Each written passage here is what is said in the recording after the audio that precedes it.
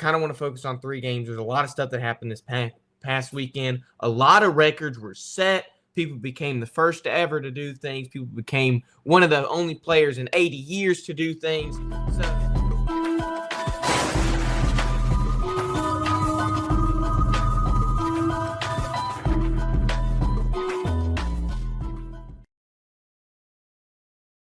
Before we get into those records and stats, I want to talk about the Cowboys-Giants game. You're sitting here saying, okay, you're going to sit here and talk about some of the worst teams in football. And I know that's what you were telling me earlier. Connor told me we were going to talk about this game, guys. And I was like, really? I've not done an ounce of research about this game. I don't know nothing about this game because it just seemed bad to me. But I'm going to let him cook. I'm going to cook. There's always a reason for everything. So this past Cowboys beat the Giants 27-20. Now, the Giants have not beaten the Cowboys in the last 8 games. 8 games. Ooh. Since January 3rd of 2021. They have not. I mean, that's almost 4 years. Next month, it'll be 4 years since they have beaten the Dallas Cowboys. That's why I wanted to talk about this game. The last time the Giants beat them, it was 23-19 back in 2021, a new year. And you're going to say something? Oh, yeah. Was Daniel Jones the quarterback there yet at that time? Like, who was even – in 21? Who was even playing quarterback for the Giants back then? Like, that was a long time ago. Was Daniel – I don't know if Daniel Jones – I don't know when Daniel Jones got drafted. I feel like either 21 or 22. Eli Manning, if he's eligible to make the Hall of Fame this year, he retired in 2019. So it's a good chance Daniel Jones was. Yeah, it was Daniel Jones, Mike Glennon, and Jake Fromm. They all. That's a quarterback room. That is one of the quarterback rooms Mike of all Glennon time. an absurd amount of money. Like they gave him like a 4-year, $64 million deal, and it was ridiculous. Everybody was like, "Oh my gosh, Mike Glennon just robbed the New York Giants." And then guess what? They did it again with Daniel Jones. They did it a second time with Daniel Jones. They gave him a 4-year, $120 million deal. They have had 2 quarterbacks in the past 8 years rob them and not start. They just released Daniel Jones. I had no idea about that Mike Glennon contract, man. Yeah, the Mike Glennon contract was crazy. But we talk about the Cowboys beating the New York Football Giants. 15 years since the Packers won an NFC championship. Let's talk about, and I'm going to full screen you when you answer me, so don't be surprised. Let's talk about Mike McCarthy. At the beginning of the season, we saw, hey, he's in a hot seat. He might not stay in Dallas after this year. Jerry Jones is thinking he's still the guy to be his head coach. As far as we're concerned, he's probably going to get an extension. For you, Noah, do you agree with this take? Do you think Jerry Jones should keep Mike McCarthy in Dallas, or should he be looking for his next head coach? I think the Cowboys should shake it up. Like, I don't think Mike McCarthy's a terrible coach or anything, but what is this year 4 or 5 with Mike McCarthy as the Cowboys head coach, and he's really gotten nowhere. And like if they want to ever contend, I think they need to switch it up. I'm not sure if Jerry Jones is going to do that because we know he's a terrible owner and GM, but I think they should. So he's been with the Cowboys since 2020, to put that into perspective. And he's had, I think, let's see. I should have done a little bit more research for this. But because he took over for Jason Garrett, remember. His first year, obviously, he didn't make the playoffs. COVID was the year after. They got a division title that year in 2021, 12-5 in 2022. Last year, they also had a very good record, also won the division title. So he's made the playoffs 3 out of the 5 years. We can say they don't do anything in the playoffs. They don't do anything. They don't know how to capitalize on it. And I don't know if that's entirely Mike McCarthy's fault, But, like, what are you going to do? You just paid Dak. It's not like you can get rid of him or something. You have to do He's injured. something to inject life into this team. And if you look at it, you say they don't do anything in the playoffs, but they did happen to retire the greatest quarterback of all time in the playoffs. So that's also a thing. That doesn't mean anything to me. Wait. Oh, sorry. But if he stays in Dallas, you make the playoffs 3 out of the 5 years. I mean, you're obviously not going to make it this year, so we'll say 3 out of 5 years. That's not 60%. That's not a bad ratio. That's not terrible. It's not. But somebody's got to take the fall. Like, this is a team that expects championships. They haven't won one in a long time, but that's what this fan base expects, you know? Well, they got rid of Kellen Moore last year and their offensive coordinator. And it just doesn't look like offensively they know the answer. But I might have somebody that does know the answer. And that's the 5-year NFL veteran, Nate Nessie. What's the answer to the Cowboys' predicament and head coach? Okay, first and foremost, I must say that Connor and Noah, you guys are doing an amazing job. Like, just off the rip, you guys are doing a damn great job. I dislike the Cowboys, but if we're going to talk from a sense of just what do they need they need just a remake from the top up. That means Jerry Jones going all the way down.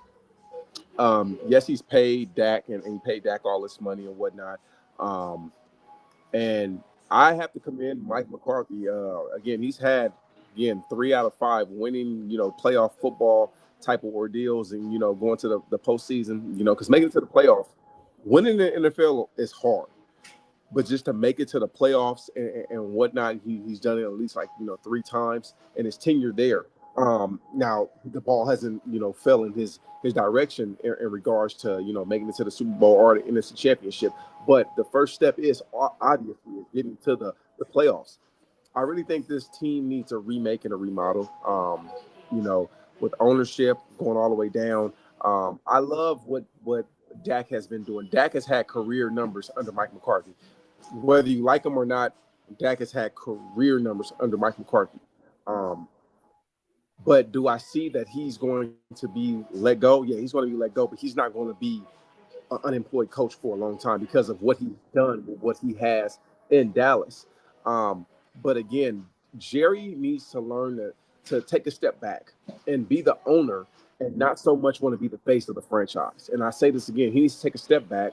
He needs to go ahead and let his coaches coach, let his players play, and he does not need to be the face of the franchise where he's doing all the interviews and the radio shows and the talk shows and whatnot, because it's a distraction to the aspect of what Mike McCarthy or any coach is trying to get with their team. So that's just my opinion. Well, if anybody could do as good of a job as Jerry Jones at the GM position, there'd already be a guy there. That is his words. That is what he said. His Mickey words. Loomis might be a better GM than Jerry Jones, and that's saying something. Take him off. Take it. You said Mickey? I think about anybody's a better GM than Jerry Jones at this point. Well, you talk about somebody having career numbers under Mike McCarthy. Let's talk about another quarterback that seems to be having a career year. Now, Bills, 49ers, Sunday night. Bills beat 49ers 35-10. They clinched the playoffs and won the AFC East. This is the 4th team since divisional realignment back in 2002 to win a division with 5 or more games left of the season. These other 3 teams were the 2009 Colts, the 2007 Patriots, and the 2004 Eagles. Now, Josh Allen became the first quarterback in 80 years since the merger in history to have a passing, receiving, and rushing TD on the game. So, Josh Allen, obviously after this game, became the MVP frontrunner. Should Josh Allen be the MVP frontrunner? That's a tough question. That's a tough. I before I have to go over here. Um, I think the MVP front runner, in my humble opinion, Saquon Barkley is something special. And what he's done in Philadelphia, he has rejuvenated this team, given this team like the identity that it needs, the excitement that it needs. I mean, he's running with purpose, and he's literally so close to breaking the all-time NFL rushing record in the season. We love to give the MVP to the quarterback. That's like the quarterback award. But it's time to highlight these other positions. I would love to see, and not even being funny, I would love to see not just a skill position player win MVP. I would love to see one of the offensive linemen to win the MVP because again, you sometimes we take for granted a lot of these guys that are playing. The Trent Williams of the world, on defense, the Aaron Donalds when he was playing, and so forth. The T.J. Watts, the Myles Garretts, you know. Again, but the MVP is a quarterback award. I would love to see Saquon get it, but I don't agree with Josh Allen necessarily being the front runner. I mean, he had a great game and whatnot, and I think the San Francisco 49ers, I think their door is finally closed with them being a team that can compete. But yeah, that's just me. I think Saquon is the MVP, and it's his trophy and his award to lose. Yeah, I'm kind of the same way, Nate. I think Josh Allen, just like if you look at the stats, he's probably the third most deserving guy for MVP right now. Like I think that for me, Lamar is my front runner right now. I'm a big Lamar Jackson guy, and when you look at it among the QBs, he's by far leading, especially over Josh Allen.